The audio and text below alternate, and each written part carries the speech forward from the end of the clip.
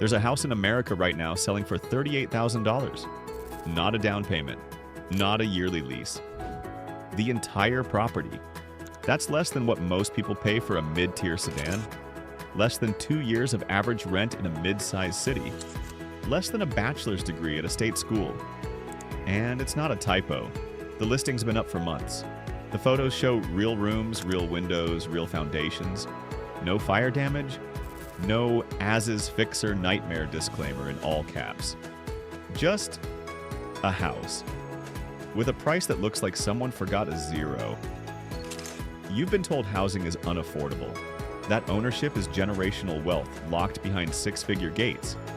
That renters are stuck in an algorithm that raises prices faster than paychecks can keep up. And yet, here are entire neighborhoods where a full-time retail job could technically buy you a home in less than 2 years. So what's happening here? Is this some kind of loophole? A market failure? A glitch in the pricing system that hasn't been patched yet? The short answer, no. These places are real. The prices are real. And the reason they're this cheap is more complicated than anyone scrolling Zillow at 2 in the morning wants to hear. This video walks through the cheapest housing markets in America that feel like they shouldn't exist.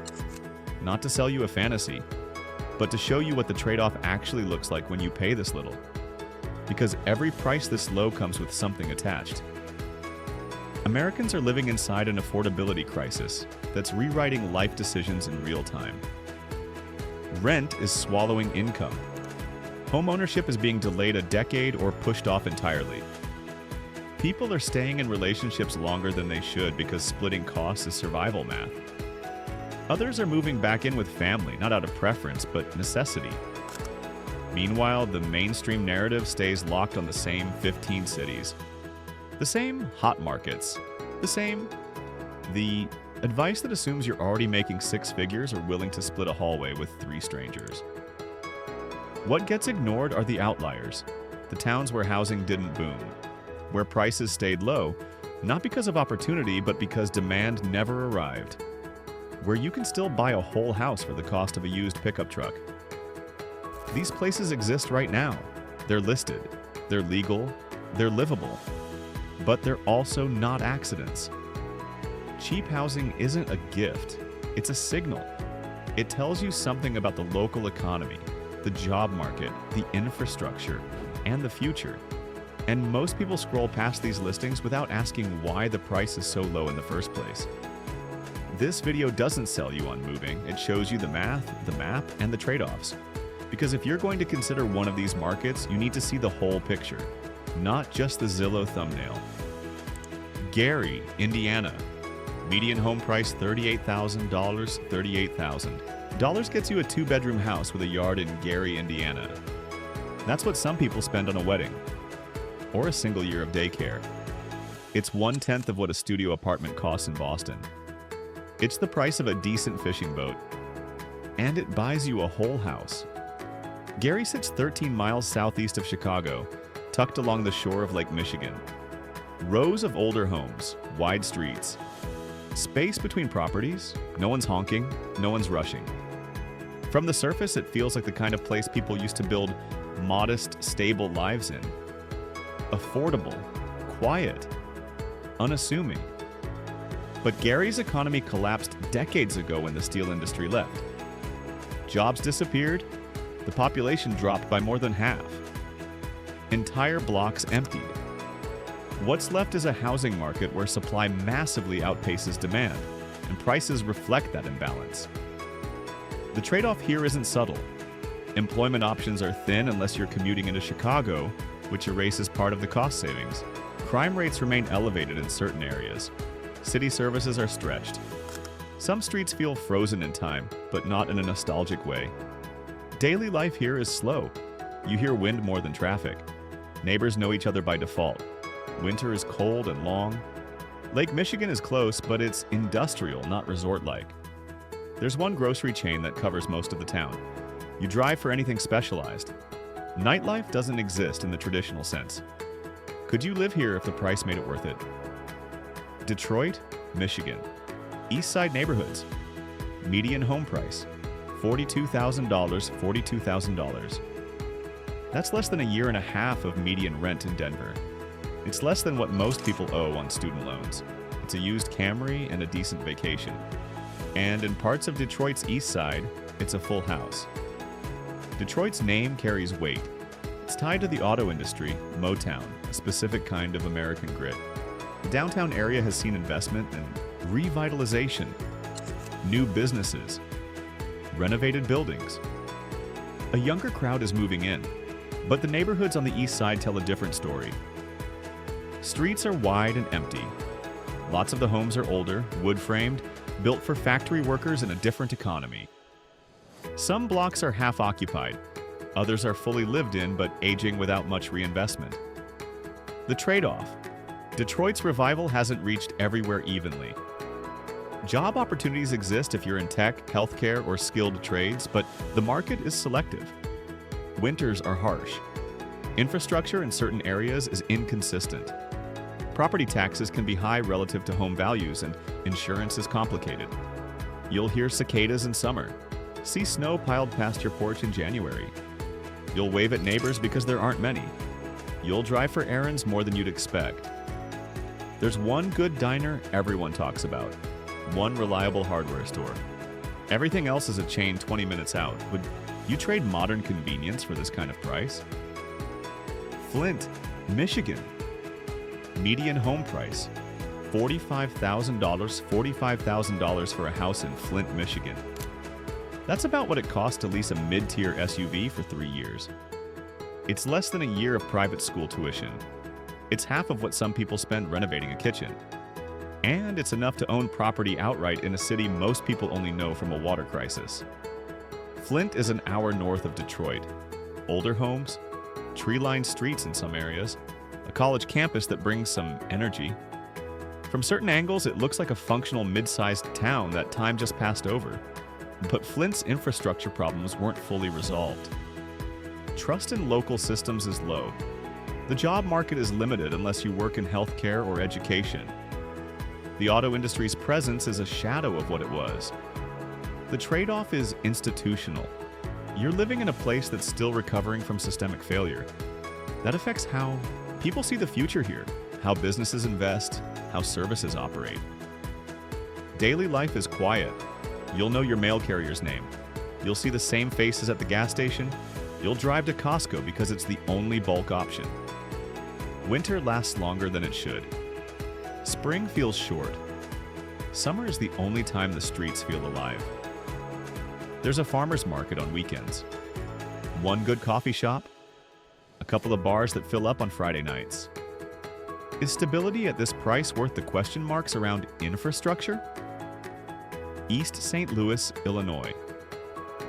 Median home price, $48,000. $48,000 buys you a house across the river from St. Louis, Missouri. That's what a year of community college costs. It's a used truck with low miles. It's 3 months of median rent in San Francisco. East St. Louis sits right on the Mississippi River. You can see the Gateway Arch from certain streets. You're minutes from a larger metro area with jobs, infrastructure, and culture. On paper, it should feel like an arbitrage opportunity. Cheap housing next to a real city. But East St. Louis has struggled with economic disinvestment for decades. It has one of the highest poverty rates in Illinois. The job market is extremely limited unless you commute to Missouri. Crime rates are elevated. City services are inconsistent. The trade-off isn't hidden. You're buying proximity to opportunity, but you're living in a place that hasn't been able to capture much of it. You'll hear trains at night, see the arch lit up in the distance, feel the proximity to something bigger, but also the gap between you and it. You'll drive into Missouri for groceries, entertainment, and work. You'll come back at night. You'll wonder if you're living near a city or just next to one. There's a gas station everyone uses, a church that serves as the community center. Not much else stays open late. Could you make this work if the math made sense? Cleveland, Ohio. Certain neighborhoods. Median home price, $52,000. $52,000 for a house in parts of Cleveland. That's what a decent wedding costs. Or a year of daycare for one kid. or half of what a studio apartment deposit and first year of rent run in Los Angeles. Cleveland has history. It has a working downtown, museums, a lakefront, professional sports teams. It's not a ghost town, but the cheaper neighborhoods, mostly on the east side, are dealing with aging housing stock, depopulation, and economic transition. The job market exists, especially in healthcare and education, but wage growth is slow. The trade-off is time. You're in a real city, but you're also in a part of it that hasn't caught the same momentum as the core. You'll hear Great Lakes wine rattle your windows in winter. You'll shovel snow for months. You'll see your neighbors on their porches in summer, because air conditioning isn't universal. There's a corner store everyone knows. A pizza place with a loyal following. Not much else is within walking distance. Would you choose this over renting in a more expensive city? Notice the pattern. Every market on this list has dropped below $60,000. Some are under $40,000. And each one comes with a visible trade-off. Economic contraction, limited infrastructure, isolation, or systemic risk. But here's the thing. The prices keep getting lower. The next few markets push affordability even further. We're not talking about suburbs anymore. Not even post-industrial towns with bones left. We're talking about places where housing is so cheap, it starts to feel less like opportunity and more like a warning label. The trade-offs get heavier, the distances get longer, the infrastructure gets thinner. But the math stays undefeated. If you've watched this far, you're either seriously considering one of these moves, or you're trying to figure out where the floor actually is. Either way, the next few either stops answer that question. Let's pull back for a second. You've just seen housing markets where entire properties cost less than a used car, where the price of ownership is lower than 2 years of renting a one-bedroom in a mid-tier city. And every single one came with a catch. Weak job markets, aging infrastructure, isolation, economic uncertainty, cold weather, limited services, long commutes. So here's the real question this video is asking. Is cheap housing actually freedom? Or is it just a different kind of trap? Because affordability is only valuable if it doesn't lock you into a shrinking economy. If it doesn't cut you off from career growth, healthcare access, social connection, or future mobility. Owning a house for $40,000 sounds like a miracle until you realize you can't sell it. Or the property taxes are high relative to value. Or you're spending the savings on gas and car repairs because everything requires driving. Some people will thrive in these markets. Remote workers, retirees, families who value space and stability over access, people who can build an income independent of location. But for others, cheap housing isn't a solution, it's a substitution. You trade rent for isolation, flexibility for equity, opportunity for ownership, and there's no universal right answer. Cheap housing in America isn't a glitch, it's a signal. It tells you where economic growth isn't happening, where population is falling, where infrastructure is aging faster than it's being replaced, where the market has priced in decline, not potential. That doesn't make these places unlivable, it makes them selective. If you're someone who works remotely, values space, and wants to build equity fast, these markets might actually work. If you're raising a family and prioritize low costs over access to amenities, the trade-off might be worth it. But if you need a strong job market, proximity to services, or the ability to sell quickly if a life change, you're going to feel every dollar you saved. The housing markets in this video are real. The prices are accurate. The trade-offs are documented. What you do with that information depends entirely on what you're willing to exchange for affordability. Because cheap housing isn't free. It just costs something different. So here's the question I'll leave you with. Is cheap housing a real opportunity or just a glitch with a price?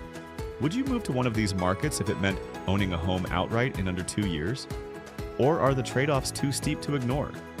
Drop your answer in the comments. Let's see where people actually draw the line between affordability and livability.